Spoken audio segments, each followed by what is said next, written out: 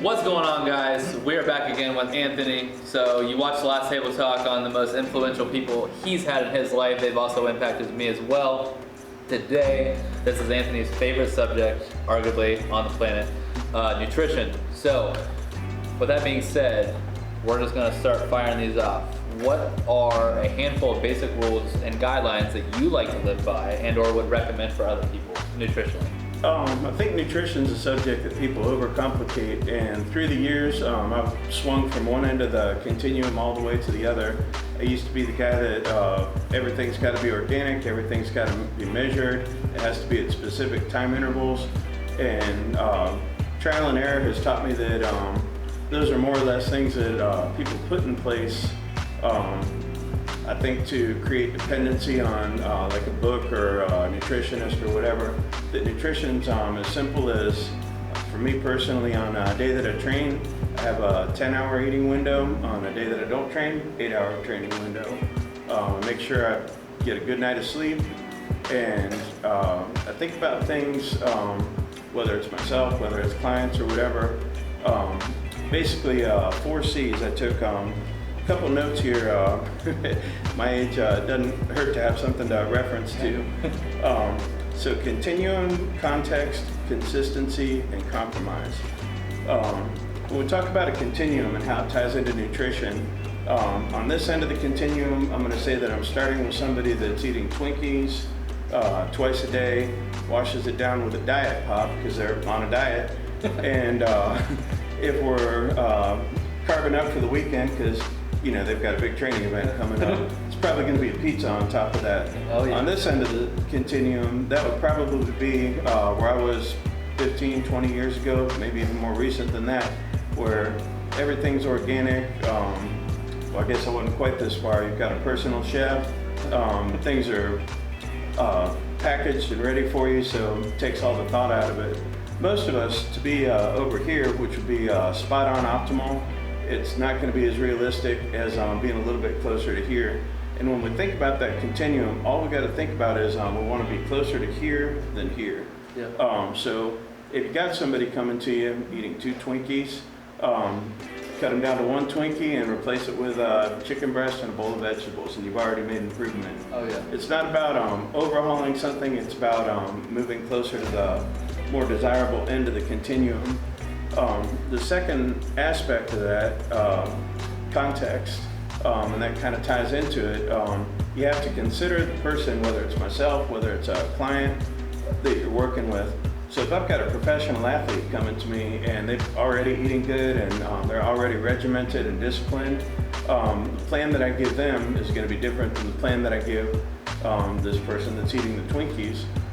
It doesn't mean either one's a better plan or a worse plan, and there's really nothing more to it than what's going to be the easiest thing for them to continuously and consistently implement. It doesn't cause too big of a shift in their daily routine. It moves them closer to the more desired end of the continuum. That's the consistency part of it. And then the compromise, the fourth aspect of nutrition. I tell people that compromise is like a car and a gas pedal. The harder you push down that gas pedal, the faster the car goes towards the end of the continuum that you want to be on. The less gas you give it, the slower it goes. So pushing it down hard is getting a good night of sleep, getting your fluids in, so drinking water, making sure you're getting the right amount of protein, and that's a pretty good start. The taking the foot off is going to be, went out for drinks with buddies last night. I was pretty good most of the week, so we want to keep that gas pedal kind of pushed down more than letting off the gas. Yeah. That's actually really helpful and something that I think you always told me in so many words, but that was probably about the best way I've ever heard you explain it. Thank you. So that was awesome. What do you think people struggle with the most, and what's a simple fix for that? I think that people, it's kind of twofold. One, I think they assume that nutrition has to be this big swing of events, and the excuses start coming up like I've got children, I've got a work schedule, I've got whatever. I can't afford a meal service that doesn't fit in my budget. Yeah. But I think the biggest fix for it is just really kind of looking at it, and you almost a good strategy mentally is to look at it the opposite way. Like, if I really wanted to F myself on my diet, what would I do? So for me, if I really wanted to F myself on my diet, I would probably make sure I missed my protein, and I would be 100% certain to have a candy bar with each meal. So knowing that those are bad, and knowing that that would be the fastest way to screw myself if I don't do those, and just make it a simple goal to, at each meal, do something a little bit healthier. So with the meals that you already have in place, going back to our person that's coming to me for something they can implement right away, just start with something as simple as, if you're a woman, size of the palm of your hand worth of protein every time you sit down to eat a meal. If you're a man, 2 sizes of the palm of your hand for protein. Reason for that, protein literally means of prime importance. Eating at the beginning of the meal, it triggers a signal from your gut to your brain to reinforce satiety, so you're less likely to overeat. And the thermic effect of a protein meal can be up to 30% of the calories dissipated as heat. So without having to budget more time for exercise, without having to change their diet, except for adding some protein in, and there's research to back this up, they can start to see the needle move.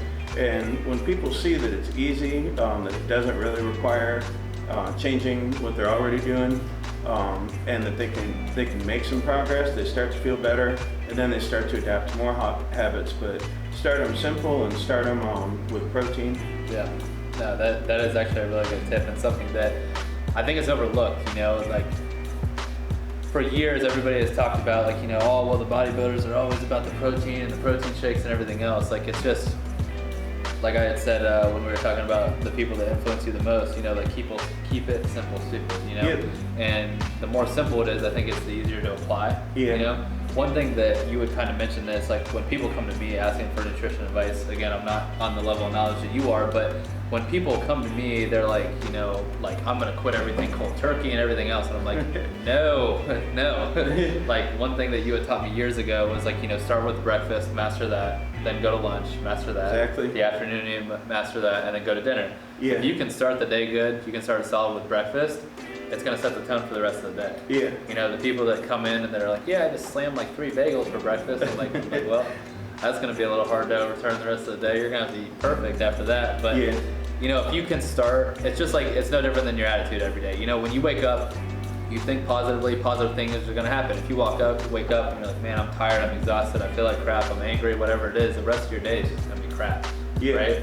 So how you start the day is how you're gonna finish it. And like I said, keeping it simple, starting with protein, like what he had said. When he had talked about the thermic effect of food, that is like what, like, in order for your body to break something down, that means that that's like what's burning. So you're essentially burning the calories that it is you're consuming, if that makes sense.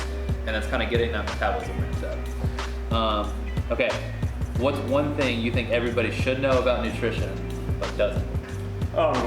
The one thing everybody should know about nutrition but doesn't is that it's simple. So by that I mean, if you just think about how our ancestors ate, we ate what was in season. It wasn't things that had more than 5 ingredients. When we were hungry, we ate. When we weren't, we didn't. People just start with something as simple as that. That's going to be a solid foundation. And if on top of that you're able to add in water, so I guess 2 things. If you're able to add making sure they're hitting their fluid intake. It's no coincidence that our body's over 70% water, so that really emphasizes the importance of water intake.